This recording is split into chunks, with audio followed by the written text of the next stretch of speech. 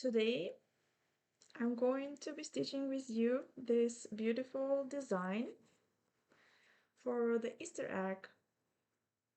This is a prototype that I made um, the first. I was practicing on the smaller eggs and yeah, this is how it looks. I will finish it soon. I will add the ribbon here and the little bun, and it's going to be hanging on my Easter tree. I have a little cherry tree in my studio.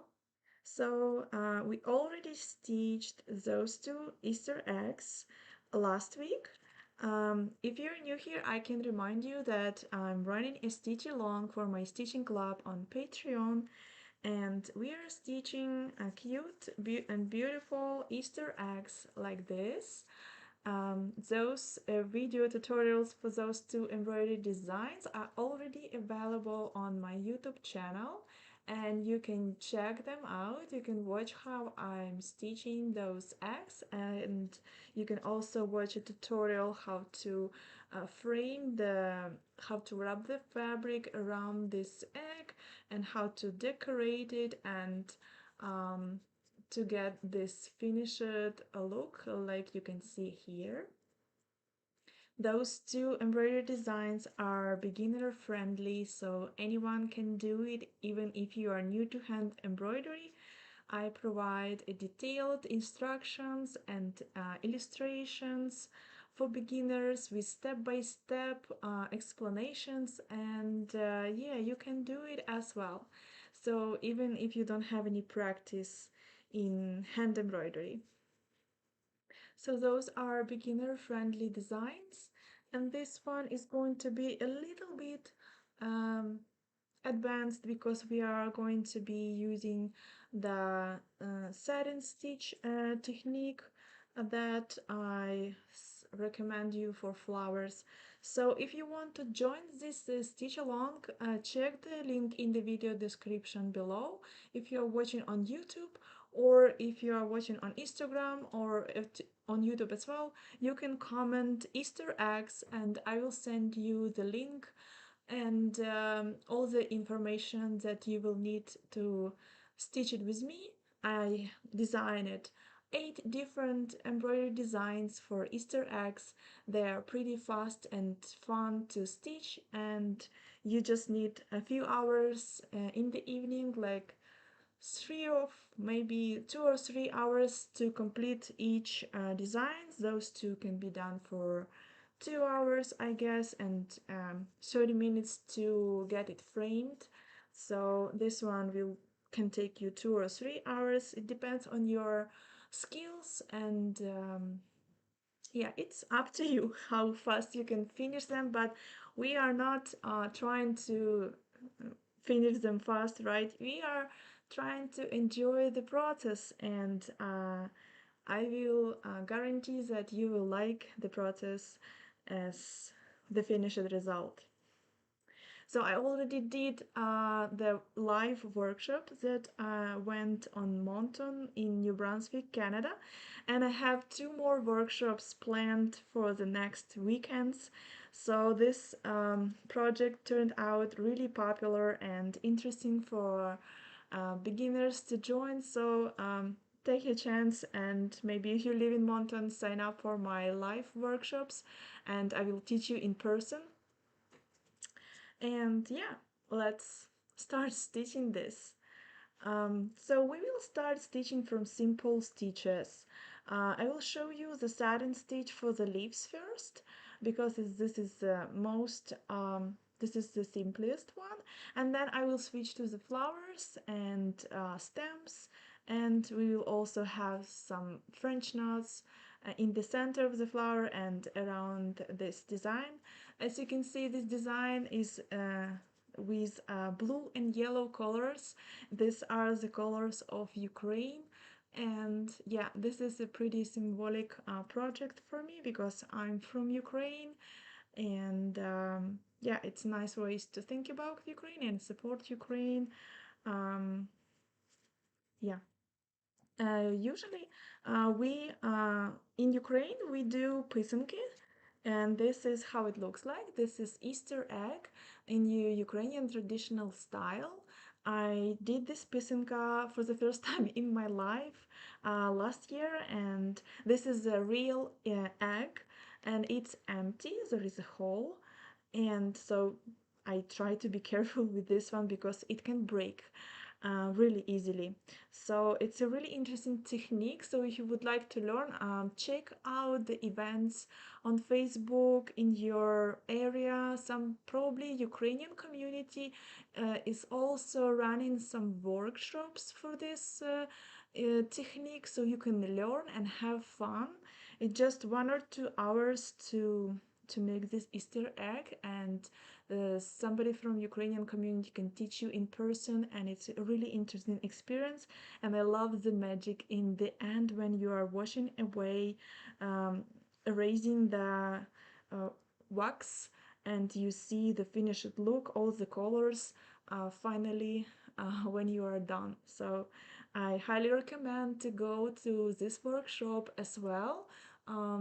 Check out the events on Facebook and maybe join such workshop, and probably all the payments that you that goes through these workshops, they are a donation for the Ukraine. So it's a nice way to support Ukraine and spend a really nice time with other creative people. So yeah, this year I will not go to this workshop, but I have all the materials I need to create such eggs by myself at home. So I will have some fun playing with this. Let me check if I see everyone who joins. Yeah, give me some comments and likes so more people will see this live stream and join. And I will start. So I will start with green colors.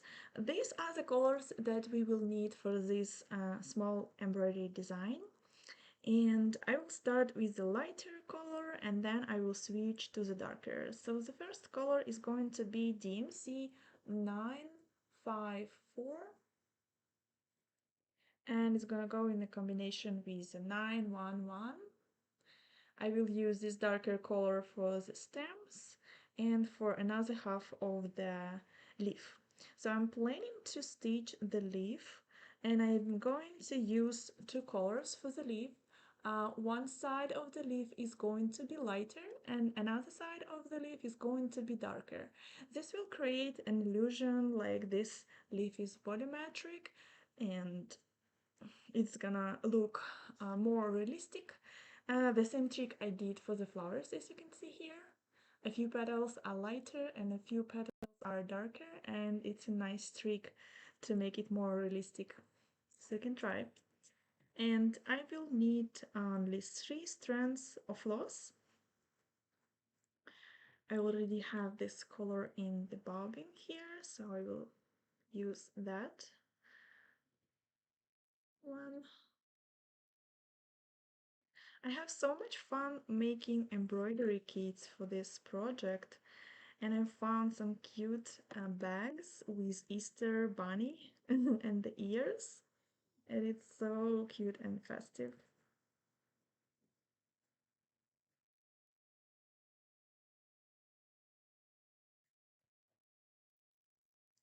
So I will need 3 strands of floss. So I already have 3 strands here because from the previous something previous that I was teaching. Usually embroidery floss, they come with 6 strands that they come together, and you need to split the threads. See, like this, embroidery threads.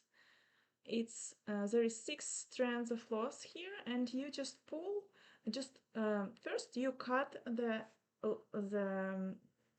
amount of thread that you need. The length of the thread should be from your fingers to your elbow, and plus a little bit for the tail of the thread. So then you cut it and you split the thread one by one. You just pull one. Let me show you. Oh, I have it here. These are the threads from the kits that I'm making. So you cut the thread,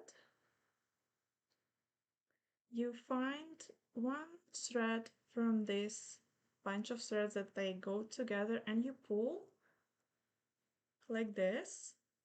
Let the thread to be collected in your arm like this. It will be easier and untwist it. And the rest, that one strand that you have, you also need to let it to unwind and let it to be untwisted completely straight. And the same way you do with the rest two strands. You just pull it one by one, and then you fold them together, and now you can stitch. This way your embroidery threads will lay nicely and beautifully. And I like to start with the knot. If you're a beginner, it's okay to start stitching with a knot, but on my workshops I usually teach people how to start without knots. There are different methods, so you can learn. I like to wrap my finger this way. There is end of the thread, and then I just do this move. Then I place my fingers this way and I pull. And this way you can make a nice knot like this. There is also one more way how to make a knot. So you place your needle, and this is the eye of the needle, and this is the end of the floss. You keep it with your fingers. Now you wrap 3 or 4 times, and now you go through with those wraps. This is a quilter's knot.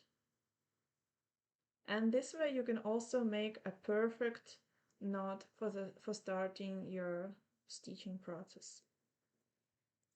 I like to cut the excess thread so it doesn't interfere with my stitching. And we can start stitching. I will place my hoop in my hoop stand and we will start. Let me know, guys, where are you watching from, which country are you from, if you're a beginner or not. Let me know if you have some experience in hand embroidery. Let's chat about hand embroidery and get to know each other closer. Leave me some comments and messages. If you have any questions, just ask me and I will answer it on the go.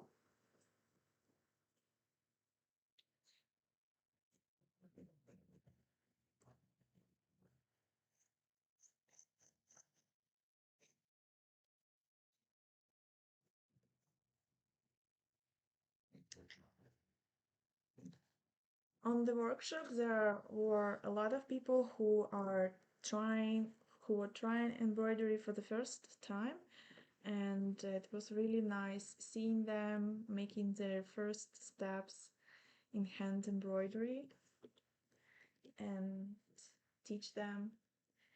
I know that many people are afraid to try hand embroidery and they are doing different mistakes. They are afraid to make a mistake and even don't try it. So it's a nice way to learn.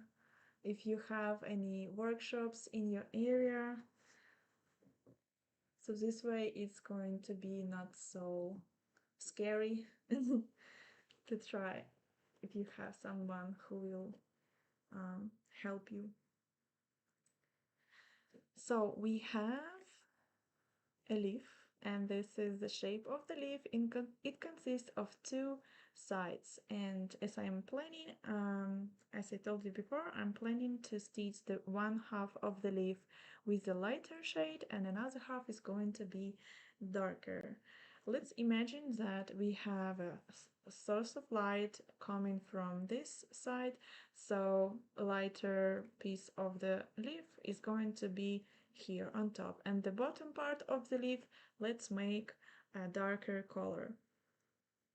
I like to start stitching from the top of the leaf, so I come up and I will start filling this side of the leaf. Before I start, I would like to let you know that in case you are stitching by my pattern or kit, you have instructions, and you have a stitch directions guide on the pattern transferring page, and you need to open this page and try to follow the right stitch direction for the leaves so they will look natural and nice. So the stitch direction for the leaf are going to be like this. You can use some pen like I do, mark those stitch directions for yourself, or you can just start stitching and try to follow by looking at the illustration.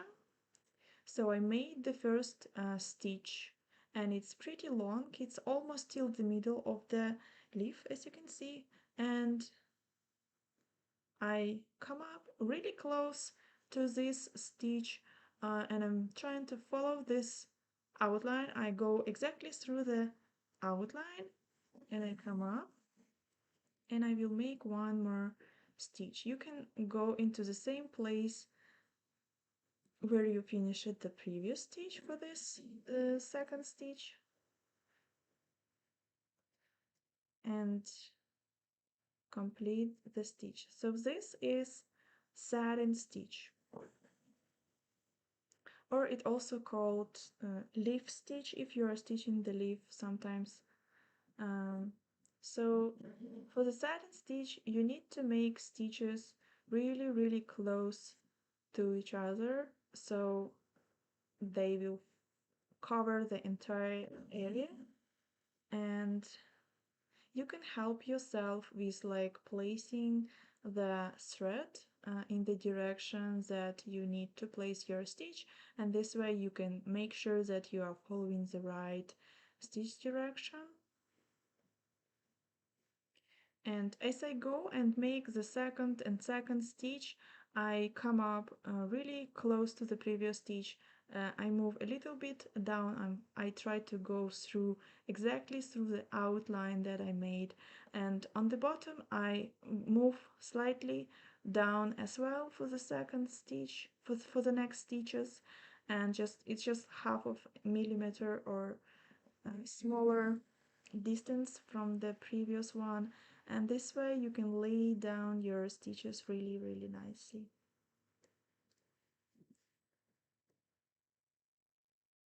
Okay, we have Darren.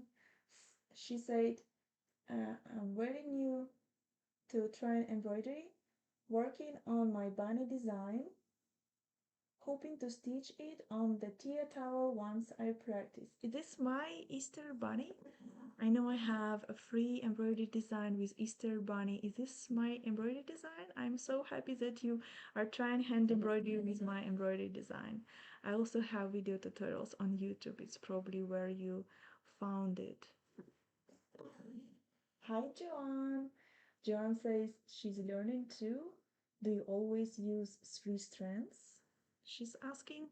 Um, in hand embroidery, you can use a different amount of threads depending on which stitch you are doing.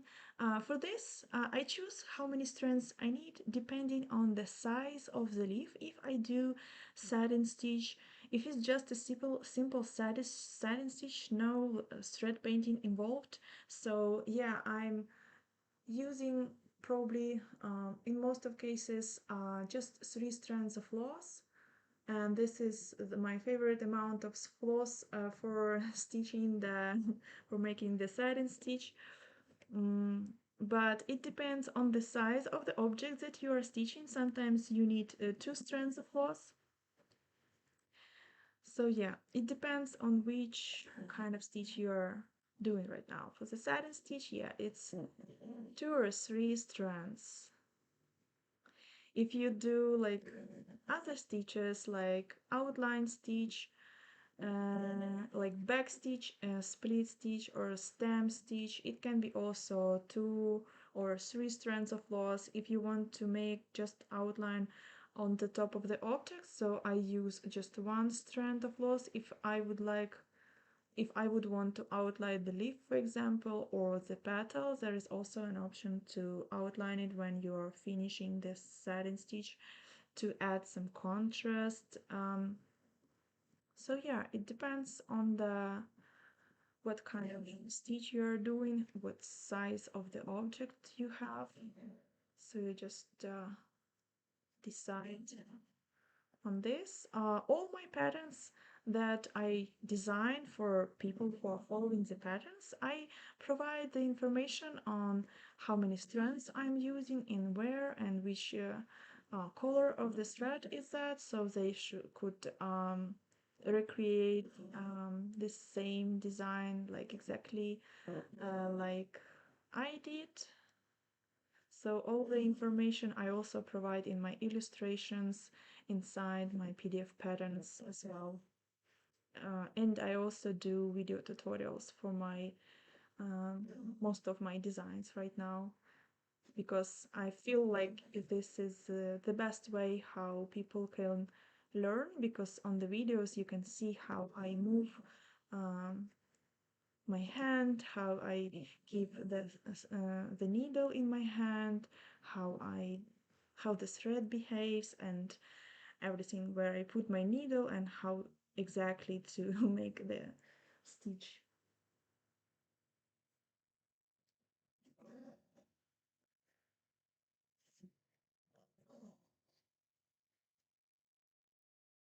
Sometimes you need 6 strands of floss because you want to create some texture and you want to make lazy daisies, for example. I like to use 6 strands floss for lazy daisies, for chain stitch, and for woven roses.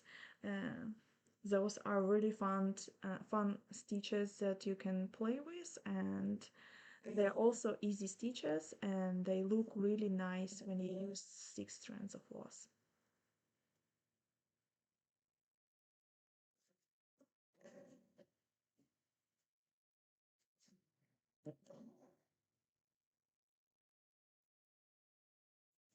So I will stitch one more leaf, this small one, and I will switch to another color.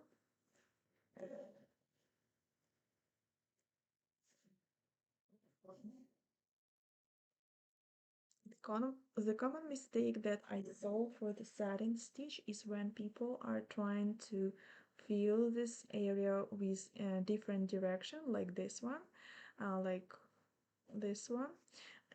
So they're trying to fill this section this way, but when you will be when you're making stitches in this direction, the leaf doesn't look right, because in the nature you saw that the leaf, they have veins and they go like this, and so if you will be stitching it like this as well, they will look natural, and they will actually look like leaves.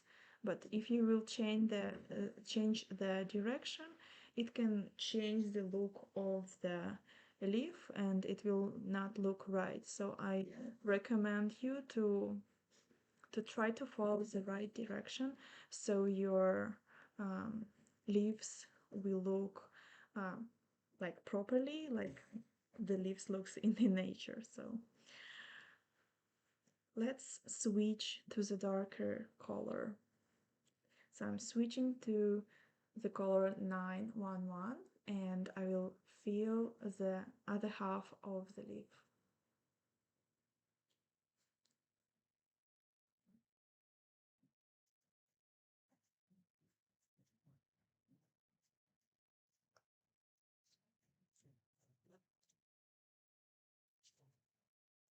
Let me know, guys, if you started preparing for Easter, if you are doing some kind of crafts or projects for Easter. let me know what are you making. And there is also Mother's Day is coming, and I think that hand embroidery kit or pattern or ticket to the workshop is a really nice gift for your mom. So if you were thinking what to give to your mom, embroidery kit is going to be a nice present.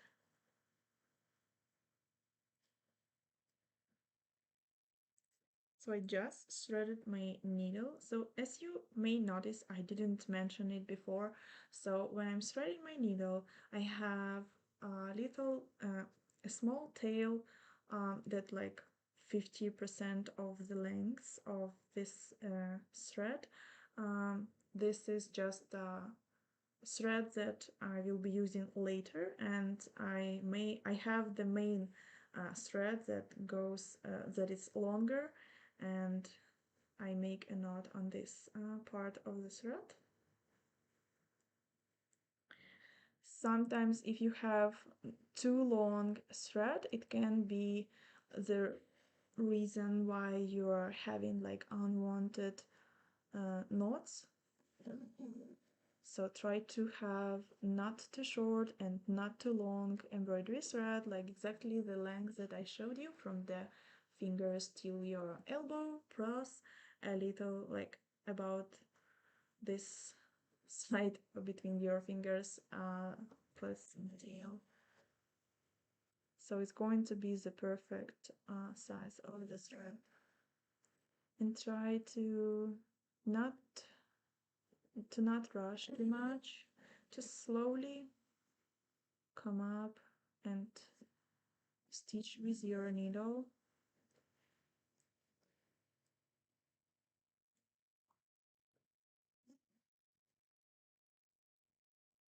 Because when you are rushing, you can likely to make some knots and your thread will not behave the way you want.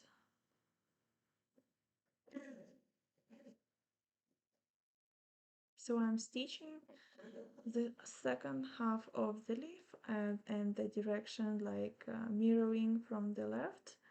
Also, it's like your stitches are like diagonal, but not this way, right?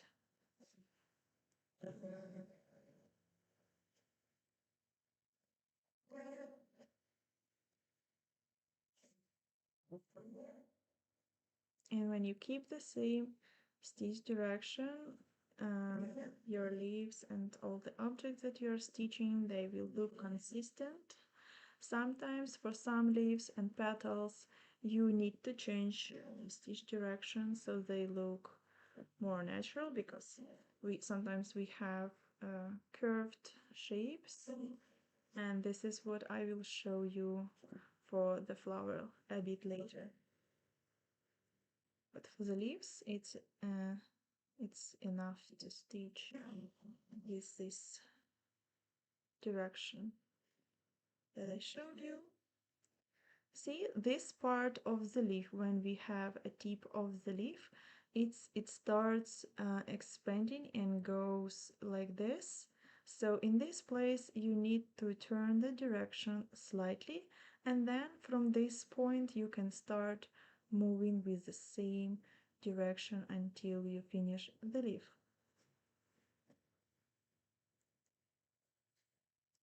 Sammy is asking, how many strands are you using?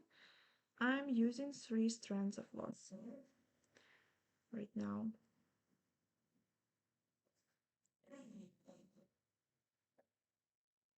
I use just 3 because it's going to be much faster to complete this area.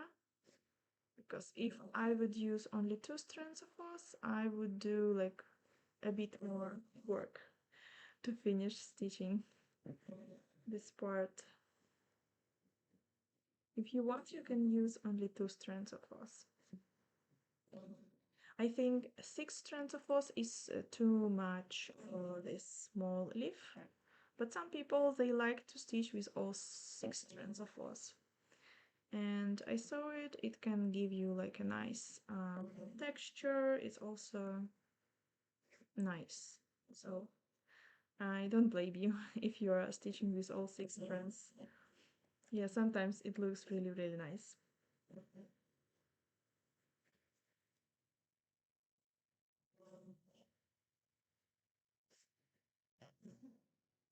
See how the leaf changed? It became looking like more realistic. There is a light on this half of the leaf. There is a shadow on this half of the leaf. It looks really nice and simple. I try to make simple so it's easy for you to stitch, so it doesn't look too complicated for you guys.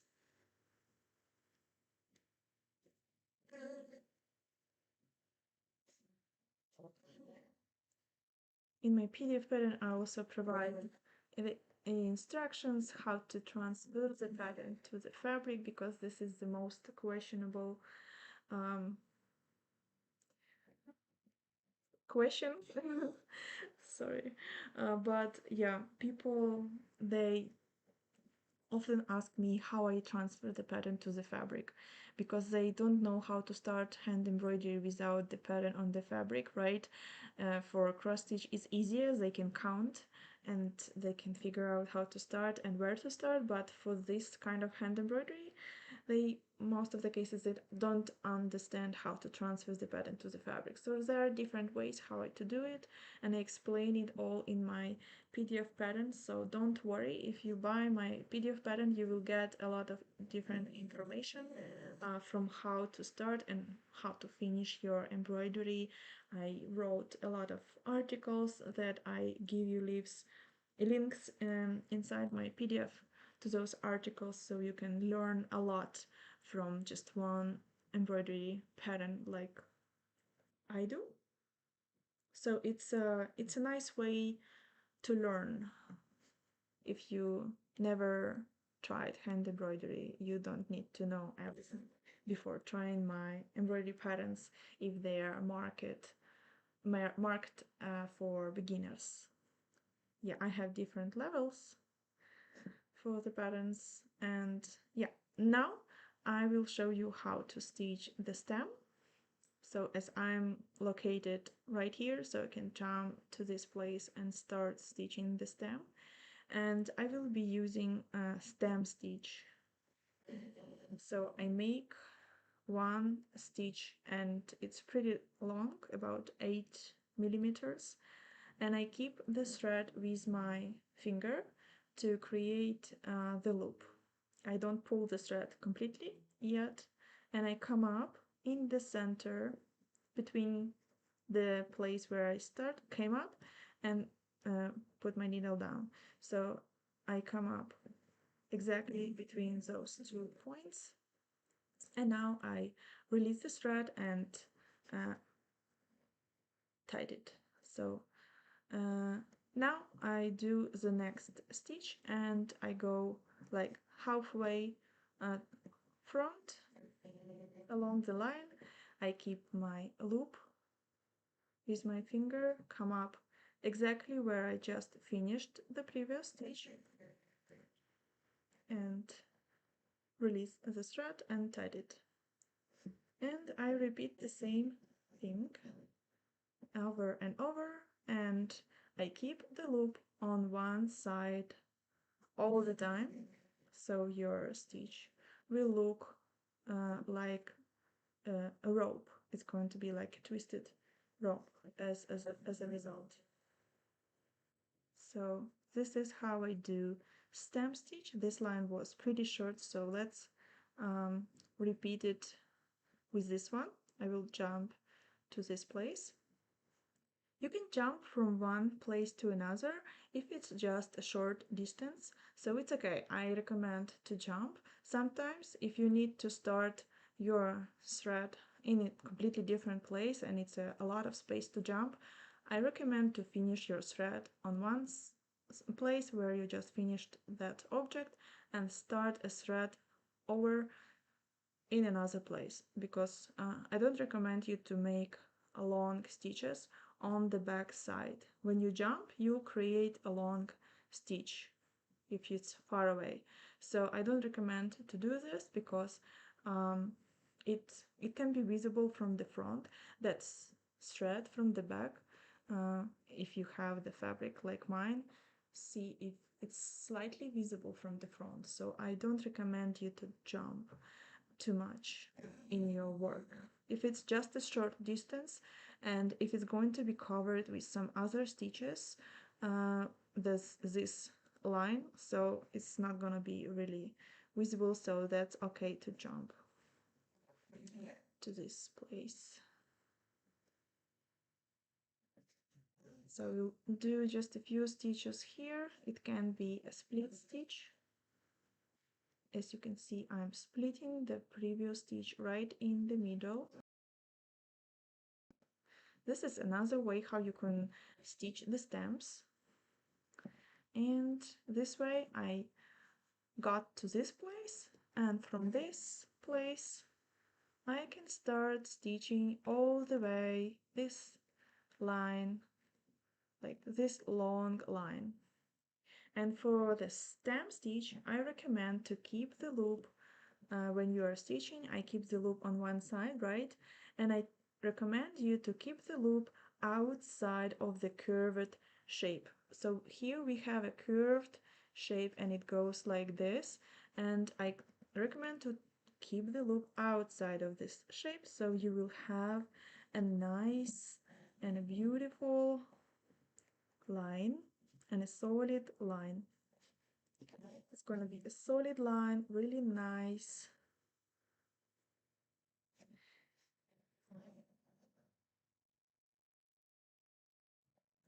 Once this live stream is in your page, I will save this live stream on my YouTube channel. You can find me as Embroidery Art by Nat. And when you find my YouTube channel, you go to the live tab and you will see a lot of live streams saved on my YouTube channel. And you can watch it later anytime you want. You can watch it many times if you need it.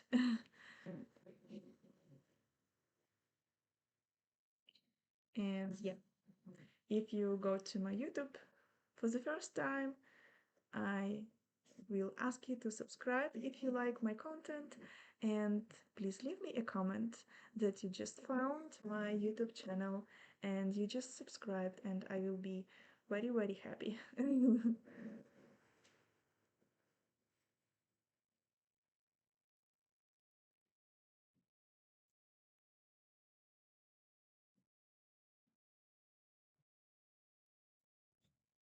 It looks like I have a little knot somehow. Oops. Oh, I fixed it. Sometimes your thread is twisted and you need to make sure it's not twisted to avoid any unwanted knots. See, I keep my thread on one side outside of the curved shape all the time. If you will switch it to the another side and make a few stitches, they will not look consistent, they will look like a separate stitch somewhere. So I recommend you to keep in mind and keep this loop on just one side, on the same side when you're started.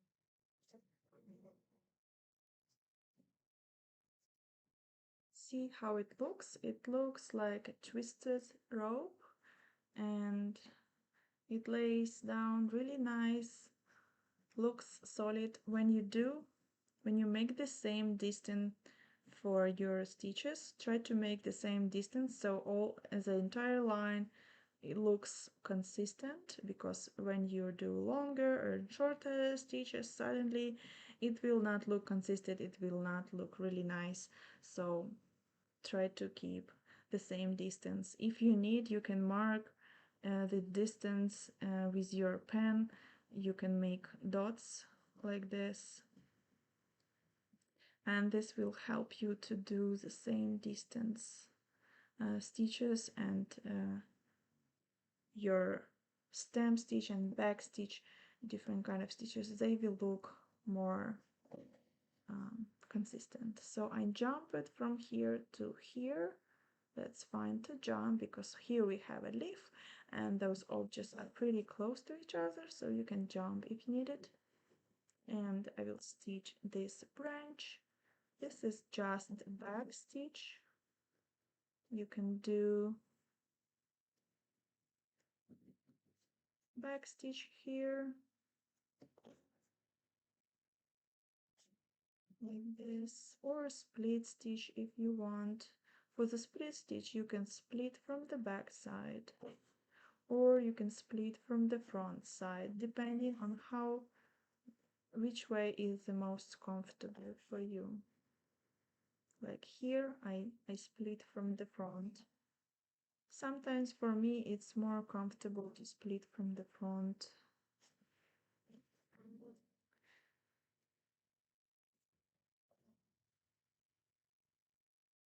And I think that split stitch looks more smooth comparing to back stitch.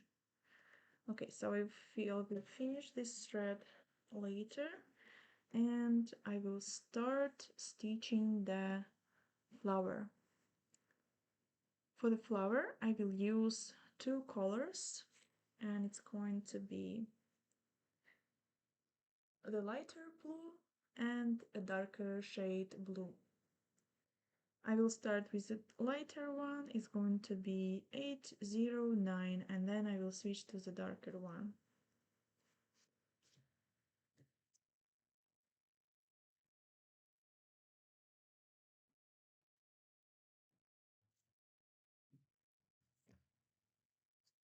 And I will also use 3 strands of floss.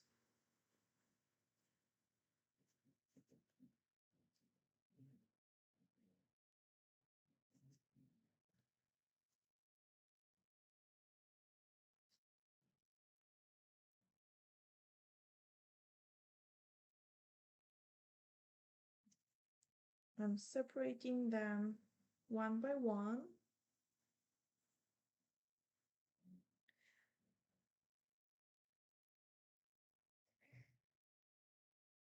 Like this.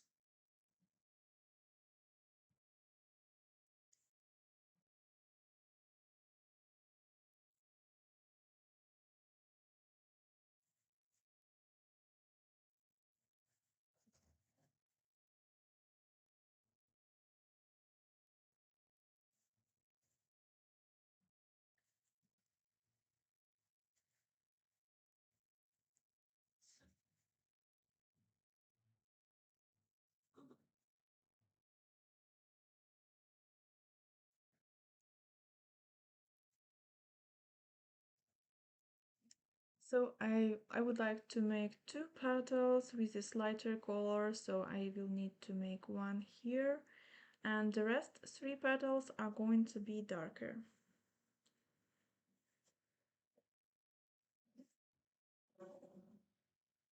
Do you know which flower is this?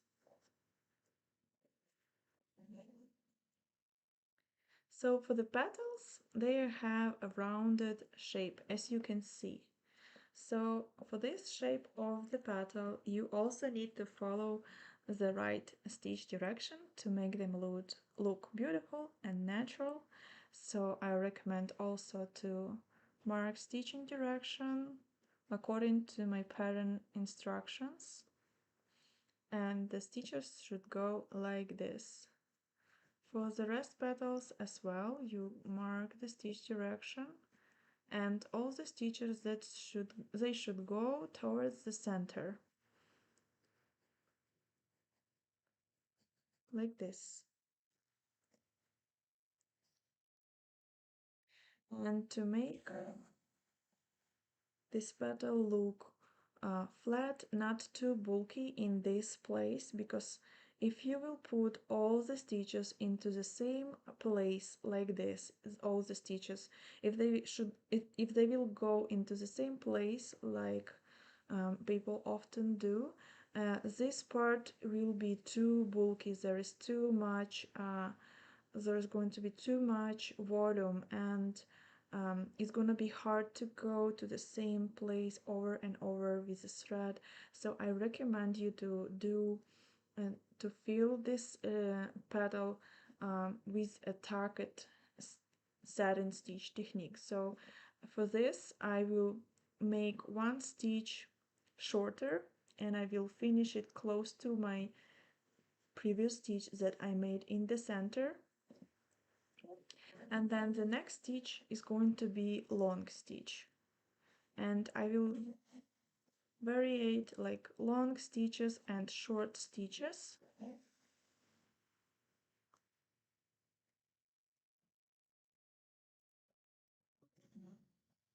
And it's going to be easier to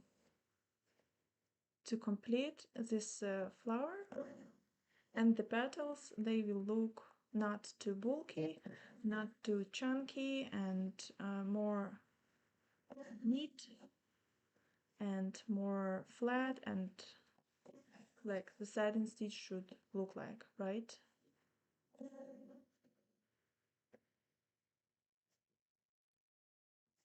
Like this. Now I switch to another side of the petal.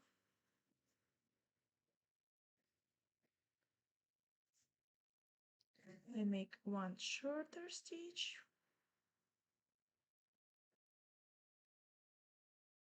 and one longer stitch. One shorter stitch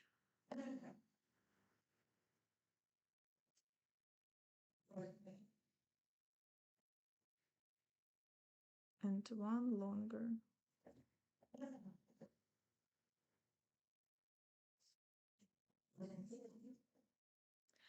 I leave just a little bit of space in the center of the flower because I'm going to be making a French knot in the center, so the flower will have the finished look. So I'm done with those two petals, and I'm switching to the darker color, and I will be stitching the flower the same way.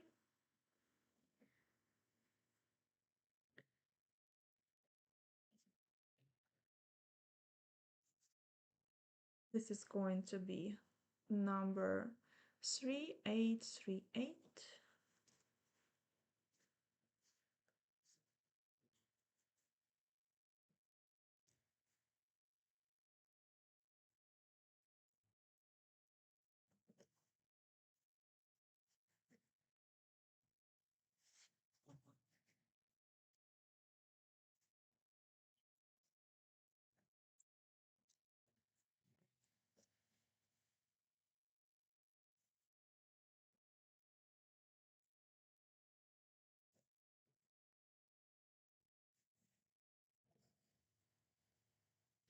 So first we make the central stitch, so it's going to be easier to feel this petal.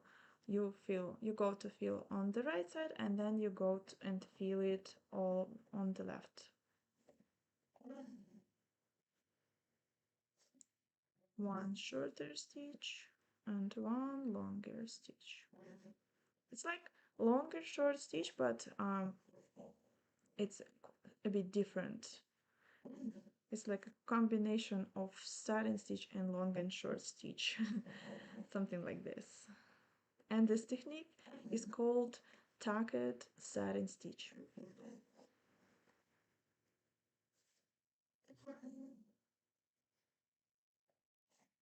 Let me know in the comments if this was a useful tip for you, and I hope you tried it, and I hope it works for you.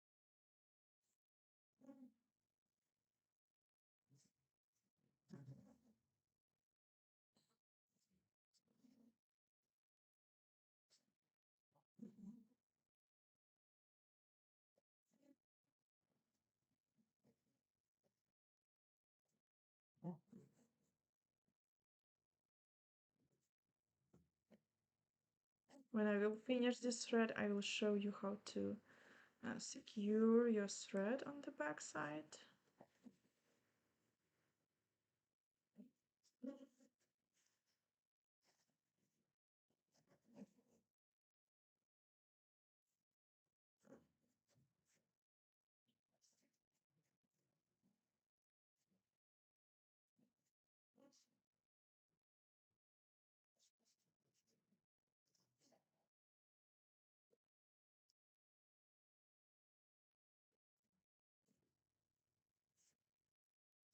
Try to leave like enough thread so you can finish the thread properly. Don't leave like too short thread. So I will switch my hoop to the back side so you could see what's going on the back when I finish my thread.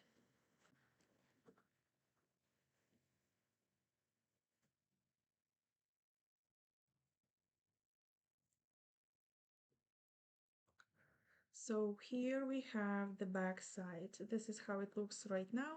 All those stitches, like those are just threads that I will continue using later. And here your thread, and you came up from this place. You can finish your thread by just sliding between the threads and the fabric.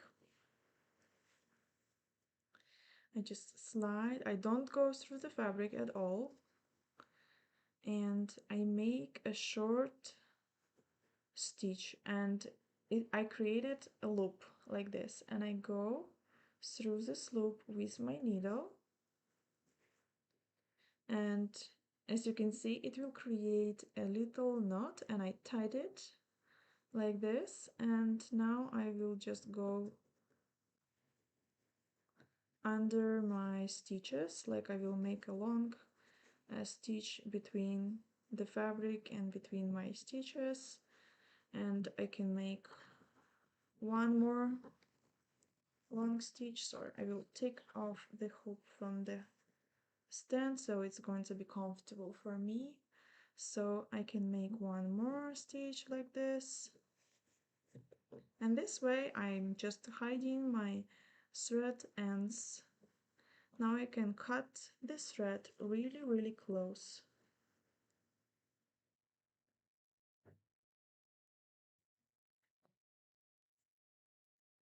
And this way is going to be hard to find where you just finished your thread. This is a really nice tip for those who want to keep the back side of your embroidery really neat and beautiful, if you want to say. Okay.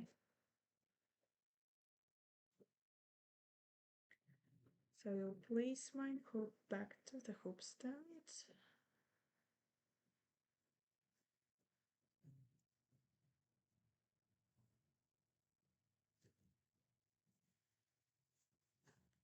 And I will start a new thread, and I will continue stitching the petals until I will finish the flower, and I will show you, and then I will show you how to do the French knots.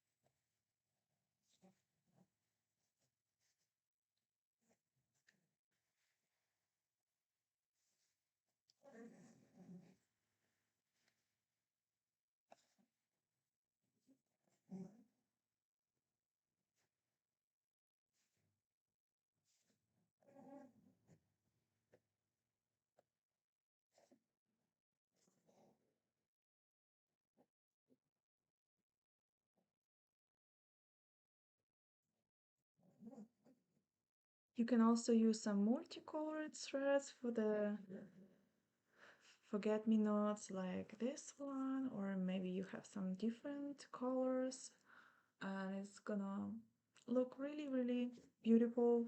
Each petal will have slightly different color, different shade, and if you have some such threads, I highly recommend to use them. I really love using multicolors and variegated threads for flowers and leaves. If you have access to the Japanese embroidery threads like Cosmos Seasons, these are really gorgeous threads and they make a lot of multicolored uh,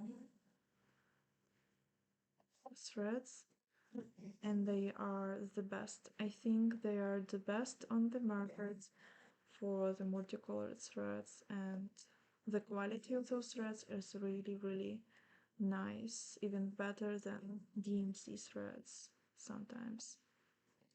I really love working with those threads.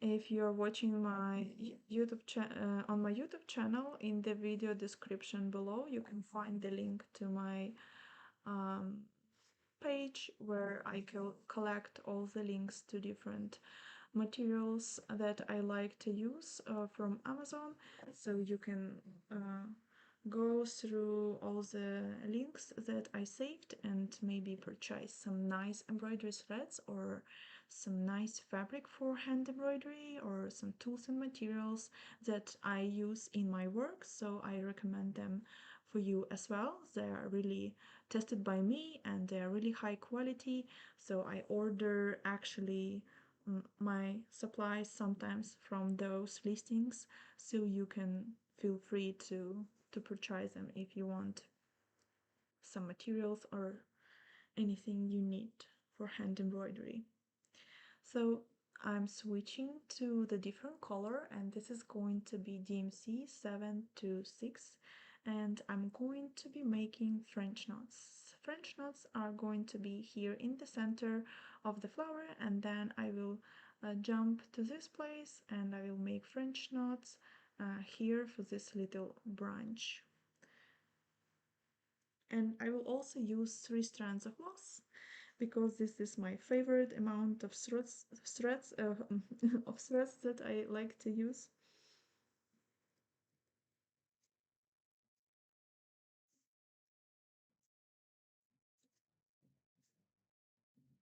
And I think when you use embroidery threads, it's comfortable to use 3 strands because you are like splitting those 6 strands to 2 parts, and you can use one half of it and then you continue using the another half of it, right?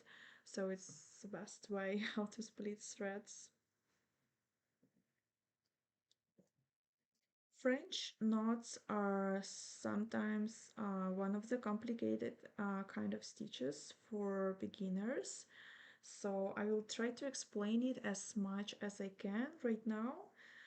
But I also have a nice video tutorial on my YouTube channel about French knots, so you can take a look if you are just new to French knots or you tried it before but it didn't turn right.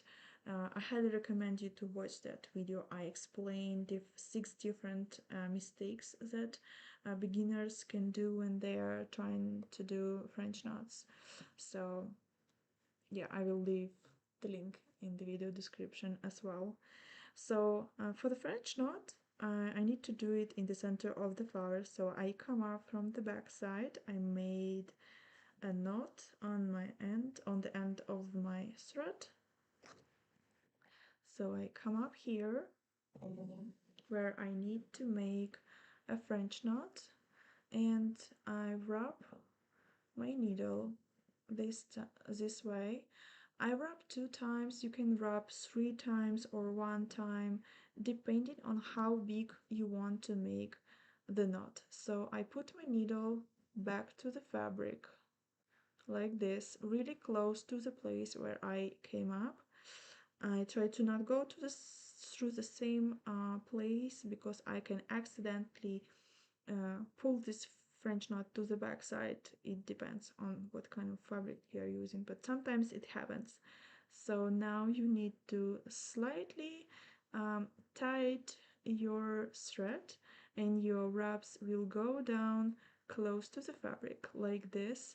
And I continue keeping my thread with my left hand like this, and now I can go through those wraps,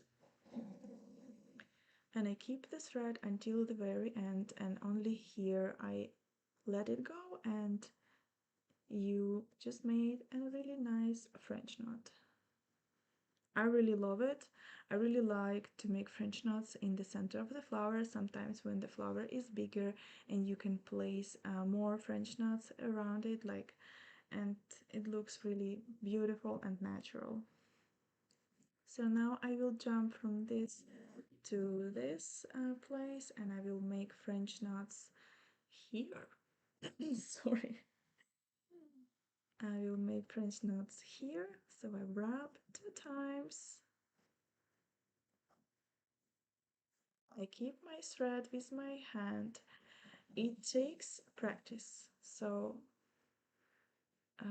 just watch the videos over and over and try to repeat it the same way like I do.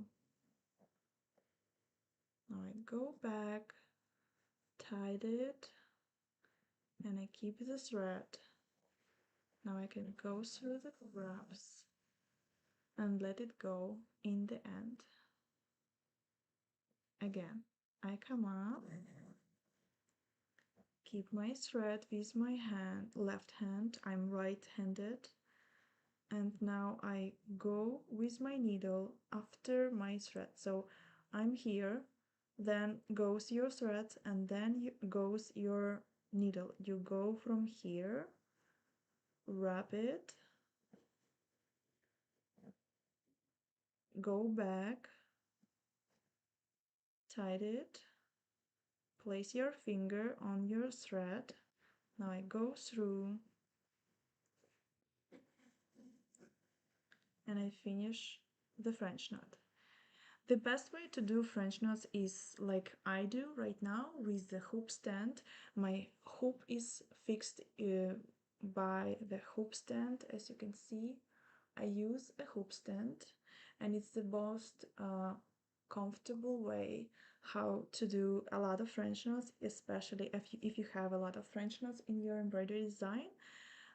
But you can also do French knots with keep the hoop in your hands.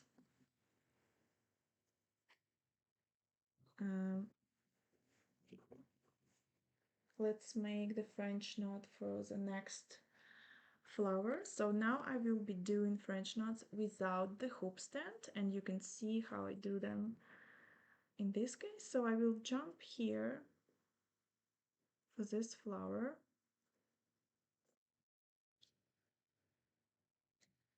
It's better to make a French knot after you did all the satin stitches, but it's okay, I will do it later. So now I came up with my needle and thread right to the front. I placed my hoop to the table. Now I have both hands free, and I keep the thread using my left hand. Now I need to wrap the thread with my needle 2 times. Now I go back to almost the same place, but really close to it with my needle. I tied it a little bit, not too much, so you can go through these wraps with your needle easily. Now I bring my hoop up, and I continue keeping my thread using my left hand with my finger. Now I can go through those wraps slowly, no rush, because you will have additional knots. And now I let go of the thread, and it creates a really nice and beautiful French knot. Hi, Jessie. You're amazing. I don't know English very well, but I'm learning from you. English is not my first language. Actually, my first language is Ukrainian. So English is my third language because I also know Russian because yeah, I lived in Ukraine. We know usually two languages, and English is my third language. And I learn English for about 15 years already, or maybe 20 years if to count the school. But in the school we had really poor English skills. So I actually started learning English effectively when I went to the private classes after the university. So,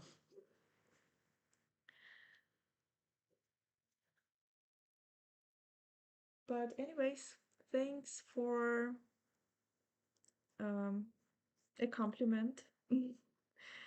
Yeah, it took me many years to learn English.